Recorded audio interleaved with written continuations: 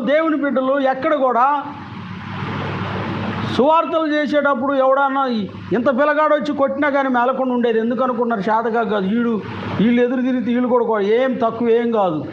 దుమ్ము ఒక్కసారి ఎక్కడైనా దేవుడు ఎవడైనా సువార్త చేస్తే మీకు ఎవడైనా ఎదురు చేస్తే వాడిని చెంపలు పగిలేటట్టు కొట్టండి అన్నాడు అనుకోండి. దేవుడు ఎట్లుండేదంటే అట్లుండేది వ్యవహారం. ఎవరు తక్కువ కాదు.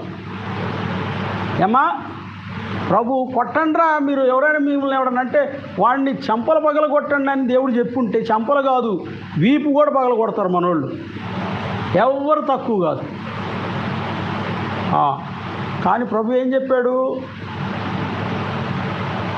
ఏం చేయొద్దని చెప్పాడు.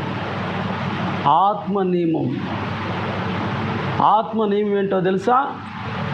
నిన్ను హింసించే వారి కోసము ప్రార్థన చేయి. ఇది ఆత్మనియమం.